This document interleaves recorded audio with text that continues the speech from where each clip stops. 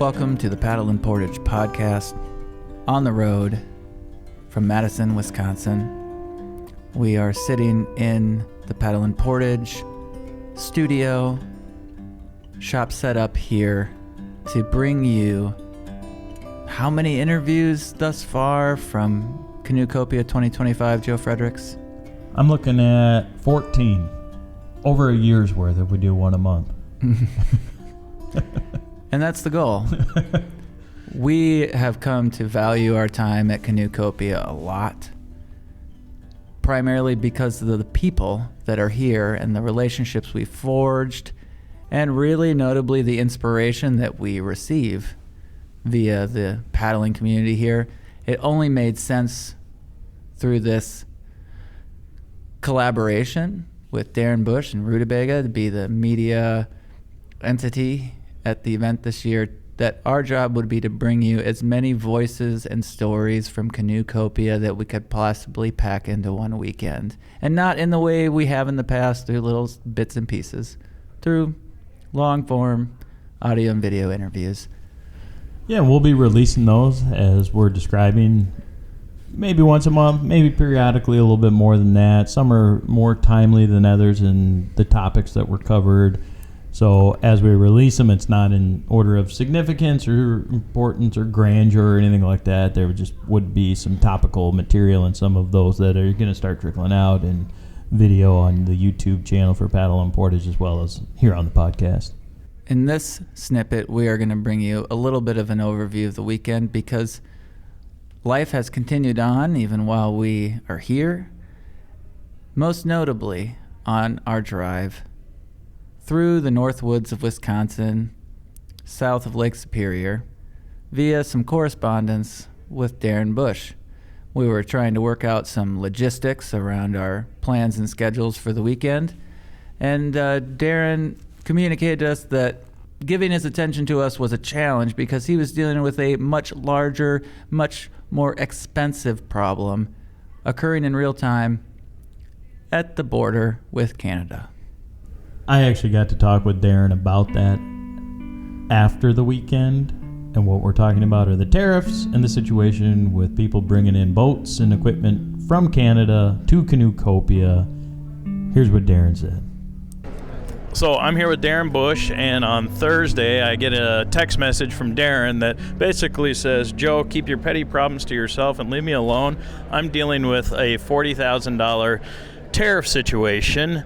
Does that sound accurate? So, yeah, one of our vendors came over the border 2 hours before midnight, but the people who do the automatic brokerage interface, the ABI, put it down the next morning. So FedEx said, oh, you broke the tariff, you owe me money. So a lot of emails went back and forth. Those guys were on the road, so it was hard for them to do anything, but I was working with the guy in the office. And we finally found the right guy to talk to after me asking the lady at FedEx. I said, who do I talk to? Well, that's the Port Authority. Who at the Port Authority? This guy. Okay, great. Wasn't the right guy. We found him. 2 hours later, it's all worked out. They sent the right paperwork and all that because we had a GPS stamp. And, I mean, it was all like they were over the border, right? And 2 hours later, he reverses the tariffs. And I'm like, I auto-digested for 2 hours fixing this. And then they go, oh, never mind. So it's all good. It was just, what you do in a small business is you solve the problem and move forward, and we solve the problem and move forward. This year at Canoecopia, there were a lot of, we had a Canadian in our booth, as you know, Darren, and a lot of people gave Aaron hugs and said things like, we're sorry. Yeah. And that seemed to be like a theme that emerged at Canoecopia this year, because there's a strong Canadian presence. What was your take about that throughout the weekend? Wisconsin and Minnesota are basically Southern Ontario, right? I mean, we're culturally the same, full of Finns and full of Norwegians and full of all the people that moved over here to start farming when they left Scandinavia. I think we have more in common with them than the rest of the United States. And we love them. We love Canadians. I mean, there's 3 of them sleeping in my house. And, we had a slumber party on the floor in the basement. And we love Canada. We love the people up there. They're wonderful. And without getting, you have to get political. This is politics, right? The Forest Service cuts and just sort of the randomness of the whole thing. is quite disruptive to business, right? And if you're going to be pro-business, what we want is some stability, and having this off again often is really tough. Almost 50 years ago, a group of friends met at a diner and began to organize a movement. They formed a group dedicated to preserving the pristine waters and forests of northeastern Minnesota. Through grassroots organizing, they helped pass the Boundary Waters Canoe Area Wilderness Act, which protected the boundary waters for future generations. Today, that organization, Friends of the Boundary Waters, continues its work to protect, preserve, and restore this cherished wilderness. Whether it's through fighting toxic mining proposals at the edge of the boundary waters, or introducing the next generation to the wonders of the BWCA, our strength is in our members. It is in you. To learn more and find out how you can join this community today, please visit friends-bwca.org. The topic of the Canadian border has come up a lot throughout the weekend, primarily because of our proximity in Grand Marais, and even more pertinently because of our star new colleague at Canoecopia, first time this year, Erin Walker from Ontario, outside of Thunder Bay. You may know her from the Lost Lakes YouTube channel, or you may know her from this podcast and Paddle and Portage. In some ways, Erin was thrust into a bit of a Canadian ambassador role, navigating numerous conversations from paddlers from the United States who consider the Canadian wilderness to be a beloved place and wanted to make sure that there were no hard feelings from our neighbors across the border. It was a beautiful thing. It was wonderful for many, many reasons to have Erin with us at the booth this year. And among those was the fact that she was the embodiment of this theme that was underneath or in the middle of so many conversations at Canoecopia this year. When I got here on Friday and we were setting up the booth and talking with Bear Paulson and getting the lay of the land, hey Bear, how's your trip over and so forth, we immediately started talking about the tariffs, Canada, all this tension between the two nations. And I said, Bear, the thing about this year that's different than any other time we've showed up at Canoecopia is that we're in the middle of a news story here. Like, this news is directly tied into this event, and that was new territory. Exactly. Conversations not just about the tariffs, but ongoing check-ins, folks wanting to know what we know about Quetico Provincial Park, whether or not United States citizens are going to be issued permits, whether or not, if there are any updates on RABCs, and then noticing that there's a lot of rumors flying around right now too, because in this paddling community, the relationship between us and our neighbors to the north is robust because we all paddle, and we paddle in the places that we share so much love for and care for. So the idea that these federal politics may directly disrupt our relationships, some commerce, certainly through the selling of canoes and gear, but more importantly through access to these places, was a concern that people brought to us over the weekend. It was. We had many conversations with people who wanted to go to Quetico, wonder about RABCs, if they can get into Cache Bay or Prairie Portage. We were answering questions, linking them with outfitters here at the expo. And in terms of the gear side of things, we had some of those conversations ourselves. We were talking with Erin about them, and I got to speak with a Canadian manufacturer who was here at Canoecopia about what their experience was like crossing the border, or the tariffs part of that conversation, and here's what they said. My name's Alex from Level 6, and Level 6 is a paddle sports manufacturer. We make paddling jackets, dry suits, lifestyle wear, canoe barrels, packs, pads, harnesses, anything you want paddling, we generally make it. And is it in Canada? Yeah. Yes, we are in Canada. And how was the lead up to Canoecopia, like those days ahead of the event, in particular when the tariffs were all over the news, and did that impact your arrival to Canoecopia? It never impacted our arrival to Canoecopia. We have a strong business model in the States. We have U.S. employees. Like, we're pretty committed to the States. I can say for us, it's more just the stress of contingency planning of different things and going back and forth, and the uncertainty is never good for business. I mean, I think we can all agree on that. And having to make multiple plans and burn days trying to figure out what the direction is, what's going to happen, how do we act going forward, how do we stay above the law, and then have things reverse last second. It's not just the lead up to Canoecopia, but the months leading up to Canoecopia have been a huge waste of time, quite frankly. And how so? Like, what made it a waste of time? Well, I mean, without getting political, it's just that there's no certainty in what the business climate's going to be. Can a retailer make money selling a product? Do we have to increase the price of a certain product? Do we have to, what do we have to do? Do we increase the price, tell our dealers we're increasing the price, lose sales, and then all of a sudden we don't have to increase that price? It's just a huge waste of time. Yeah, it's uncertainty is terrible for business. I think that's the simple way to put it. I got it. And did you cross the border with like loads of gear and you brought stuff, or was it already in the U.S.? It was already in the U.S. and we're pretty on it with our paperwork. We pre-clear everything with U.S. Customs before we come. I think it's the longest wait we've ever had. It was an hour and a half at the border with a bunch of trucks. Once we got there, it was super clear because we pre-clear everything. So super good that way. But I mean, yeah. What's the port of entry? Where do you cross? I think we did Sarnia. Yeah. What state is that even? You're asking me about a 16-hour drive. All I know is it's from Ontario. I think it's Michigan. I think so. Okay. Yeah. And in terms of kindness or just the engagement with the border officials, was there anything that was different there? On our end, it was good. We did hear stories of other people where it was not. So those were unfortunate to hear, especially people who were trying to do the right thing and follow the regulations and be good business partners. But for us, it was good.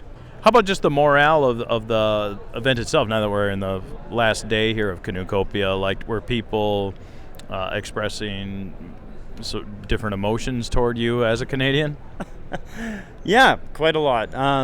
Really positive, honestly. So it's really great to be here. Like I said, politics aside, we love America. Like, they're our best friends, great business partners, great allies. Like, we fought and died in wars together. And so there's a lot of people who come to the booth and apologize for the current situation, and there is no hard feelings between us and our customers or other American people. This is outside of anyone's control. Enjoy this episode of Paddle and Portage, brought to you by Women's Wilderness Discovery in Ely, Minnesota, gateway to the Boundary Waters. Experience canoe country in all seasons with our outfitted guided trips and workshops. Visit us online at womenswildernessdiscovery.com, Instagram, and Facebook. Discover your inner strength outdoors. As Alex said, even with this political tension and the tariffs and that narrative that was very present, certainly at the early days, like Friday, in particular at Canoecopia, Saturday, the idea, the theme of the kinship between the Canada and U.S. paddlers only seemed to strengthen throughout the weekend, actually. It seemed to be a unifier. It really did. I feel like, it's like with so many things, you don't necessarily realize the value you have or something until it's maybe under threat. Mm-hmm. And with these potential threats to access different public lands, access to gear, there was a lot of ensuring that we all know how much we all mean to each other. The people here in this building, they all love each other. It doesn't matter where we're from. And that's what paddling does, right? It brings together the community, and that's a lot of what you guys do. So I'm not concerned about the future. I'm a little annoyed, but at the end, good wins. It always does. It may take a while to clean up the mess. My biggest concern is that a lot of Canadians might just say, I'm done with you guys. And I don't want them to do that, because we understand, we support them. Even some of the boycotts, it's like, I would do the same thing if people treated me like that and called us the 51st state and called us, called our prime minister governor. It's just rude, right? So I get it. I totally get it. And I frankly feel the same way. So we're paddlers. They're paddlers. All that stuff. The 49th parallel is an arbitrary line, right? And I've hiked Monument Portage, and I've walked with 1 foot in Canada and 1 foot in the United States, and my foot didn't burn when I stepped into the Canadian side, right? So I think a few people stayed away because they were just, boycotting some of our Canadian manufacturers. Why are you going down there supporting those guys? And he's like, because they're good people, right? These people that come to Quetico, these are people that frankly, they're not in on this. They love us. So, but for the most part, people are really happy and positive. We had maybe a dozen new exhibitors. Like, people here are so nice. They're so kind. I'm like, yeah, because that's what we are, right? Thank you again to Erin for coming down from Canada. So much thanks to Erin and her mom, Barb. Barb, I hope you're listening. You are a joy to have around, and you're welcome with the Paddle and Portage team anytime.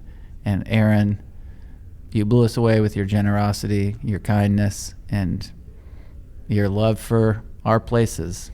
Thank you. Thank you to both Erin and Barb, and all the people who came down from Canada for Canoecopia. And thanks to Darren as well for making a lot of things possible for us and a lot of people this weekend.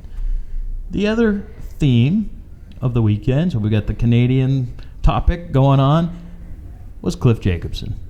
That is because, if you did not know, it's a bit of a momentous occasion for Cliff. He has officially announced that he will no longer be presenting at Canoecopia, and Cliff has been a mainstay presenter at Canoecopia, author in the paddling world, and very notably in the flatwater community, and has an abundance of loving, adoring community members here. I remember 2017, 2018, our first year at Canoecopia, seeing Cliff walking down the atrium through the event center, going to a presentation, on a mission, doing his thing. In the zone. So in the zone. Cliff is one of the mainstays of Canoecopia. Decades, presenter. You could count on Cliff doing 3, 4, or more presentations every expo here at Canoecopia. Absolutely. And with good reason. I mean, he has a lot of writings and a lot of topics that, especially when it comes to helping build comfort and confidence in the wilderness, there was a void in literature and in somebody who is, like Cliff, was a teacher, an educator, and could bring this information to people who didn't have nearly the access to it before, and really around that information built a lot of community and helped a lot of people get into wilderness travel for the first time. And so when Cliff had announced that this would be his final Canoecopia, there was a groundswelling of support. Jerry Vandiver did a tribute song session for him on Saturday afternoon at the North Star booth. And there were... And Amanda. There were shirts made that said, this is Jerry, or this is Cliff's last Canoecopia, and cheers to Cliff, just expressing gratitude and thanks to Cliff and his contributions to the paddling community. Like, it was very well publicized and known that cheers to Cliff for all he's done. Exactly. And in many ways, people who I was talking to said, I got to make sure I get to Cliff's presentations. This is my last time. And there was a lot of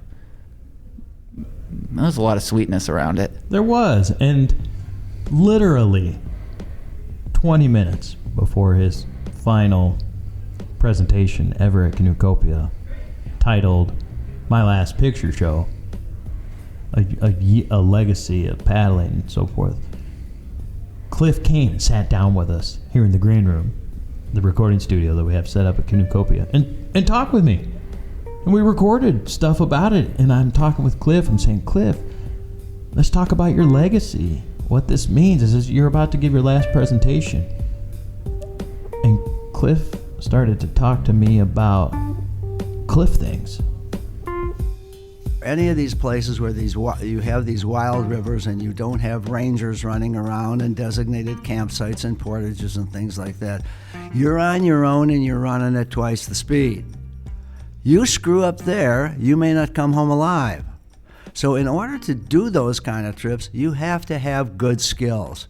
And the skills for the boundary waters aren't good enough. They're fine for the boundary waters. And in fact, I've actually met people, I remember meeting some people after rain up there, and they were soaking wet. I had a bunch of scouts up there. Everybody was warm and dry. And and they were just clearing up, everything was wet and everything, and they were smiling and happy little campers, and I talked to them, and they said, hey, this is just part of the game. And no, it's not part of the game. It's not part of the game to be cold and wet and miserable. If you know what you're doing, you're going to be warm, dry, and in command. So what happens is there are some people who criticize some of the things that I recommend in my books. They're going at single speed. They're not going twice the speed. And most of the things that they criticize are the things about this ground cloth inside the tent and the bear stuff. Okay? They cannot process the simple fact that bears climb trees. They can't process that fact. Okay? Bears climb better than people climb. Okay? And they can't process the fact that not every campsite's going to be perfect. And if you're in an imperfect campsite and you're in a low area, you're going to get water in the tent. I don't care if you got $1 million tent, you're going to get water in it. So that's why you need the ground cloth inside the tent. So as you're hearing, I'm asking Cliff about his legacy and what this moment means to him. He's about to go give his final presentation. This is it. This is the last chapter of his Canoecopia time, and in a larger context, that's symbolic of something else. That chapter of Cliff's time is coming to an end here in this public way. And he wasn't either grasping what I was asking or he didn't want to talk about it. So I pressed him a little harder.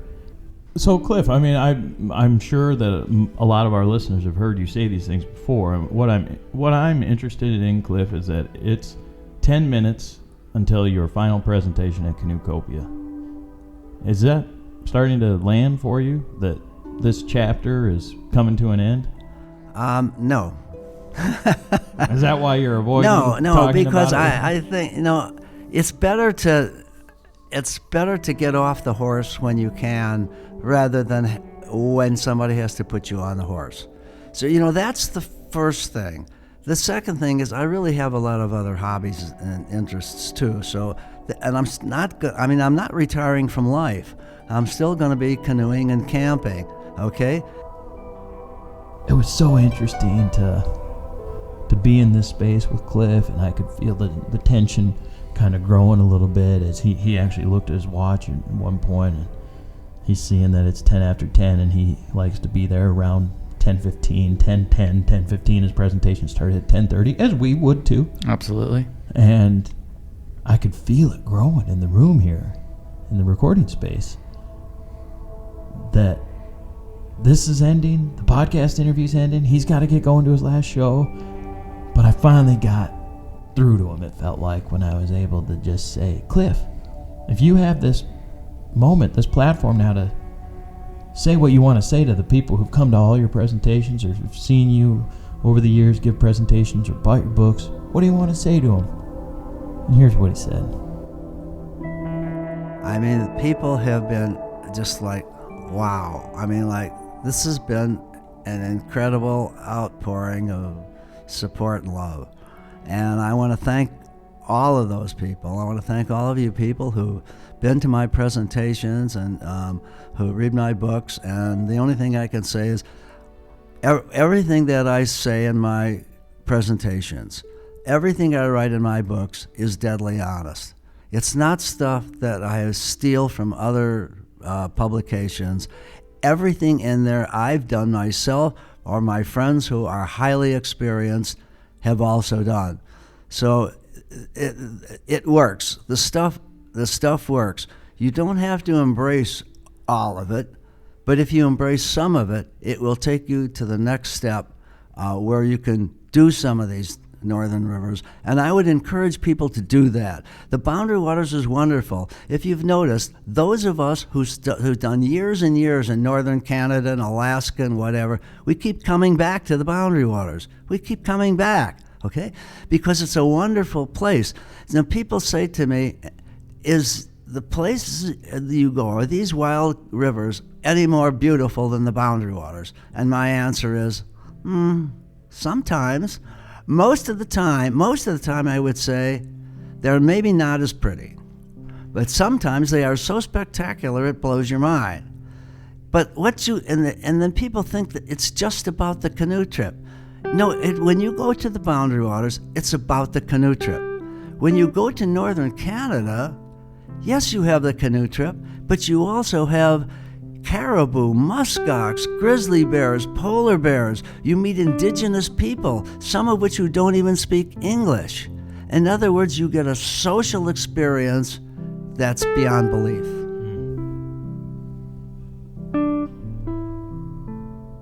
I then got to walk down the hallway in the atrium to go to the big room where Cliff gave his final presentation, and he's pulling his little kind of travel suitcase computer bag that he takes around the expo with him. And same one as I think that first time we ever saw him. Sure was. He takes good care of his gear. He sure does. And we go walking down there, and now it's about 10:20. And we get to the room. Darren kind of met us, just happened upon us. So Darren and Cliff and I are walking into the room, basically, and the place is packed. Absolutely packed. And this is the big room. Full up with supporters of that legacy. And as Cliff starts walking down the hallway on the edge of the room, row of chairs all to his left, he's walking toward the front, toward the podium. The crowd sees him. And they start cheering. They start clapping. Like the celebrity that he is walking in there, and everybody knew he was walking up on that stage for the last time.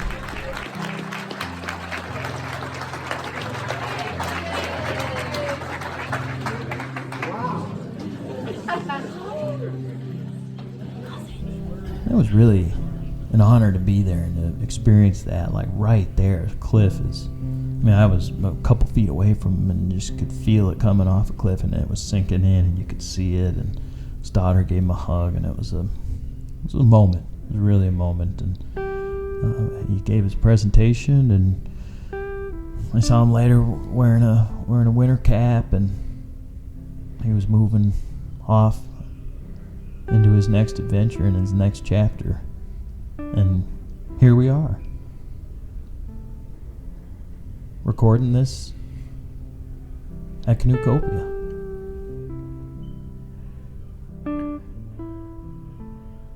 What I really appreciate about Cliff, about Darren, about this event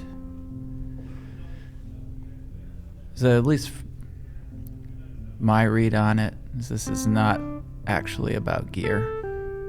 It's not actually about selling stuff. And it's a space where so much happens between people, from interactions in the hallways, at the booths, to the stories shared both on and off stage, to the songs that are sung. This is a place where we connect and reinforce and hold strong the camaraderie of something that nobody here has to explain, which is our connection to the most beautiful places where we feel most ourselves. And I think we'd be remiss if we didn't say that maybe some of the Canadian people coming down this year were feeling it as we were feeling it. Going, it's a haul. It's a lot of work to get over here. How much longer are we going to be putting that in? How much longer can we as the paddling community, the Canadians, the media, the gear people, so much that goes into it, the wear, and that's on Thursday, and there's just all this anxiety, and nobody really knows what it's going to be like. And then you get a moment like we had on Saturday afternoon, and as I described it to you that evening, damned old Canoecopia got me again. Because it's a freaking magical thing when it's operating at its highest, like it was Saturday, and that energy's flowing. There's nothing like it. It is magic. It is. Almost to the point where it kind of pisses me off because it's unmatched. It's unlike anything I've seen at an expo, and we've been to a lot of them, different capacities. There's just nothing like this. Yeah. And in a moment, in a period of time where a lot of people are feeling the weight of uncertainty, what was certain was that the magic was here. And I feel lighter getting ready to pack up from Madison than I felt arriving at Madison. I want to say thank you to you, Joe, for doing the work to pull this together. I want to say thank you to Darren for having us in this media role here. And I want to say a huge thank you to each person who came to our presentation. I want to say a huge thank you to each person who came and talked to us at the booth. I say this a lot at Canoecopia. This is one of the few times, maybe the only time of the year, where we get to see what's on the other side of the stories that we put out, where we get to shake the hands and hug the shoulders and have the conversations with you, our listeners, because it's a one-way relationship for most of the year. Thank you for meeting us here and reminding us of why we do what we do. And thank you to Canoecopia for reminding us even more of the importance of doing the community building that we get to be a part of. Thank you to everybody that signed up, subscribed to Paddle and Portage here at the expo and back at home, wherever you signed up. We appreciate every single one of you. All the sponsors we got to talk to this weekend as well who were here at Canoecopia. Well, that just reminds me. I just remembered one more person. I got to stop back by their booth. One of our sponsors. Yeah, it's just the community was here and present and vibrant, and it was all the emotions. So thanks again. Shout out to Cliff, final time. Check out some of the pictures that we have on our social media pages and some of the imagery from Cliff's final presentation. And Canoecopia 2025, that's a wrap. Let's get a wrap. I'm starving. I haven't had anything to eat in days. I've been running around like a madman. I don't even have the energy to respond to you. Done. Oh, God.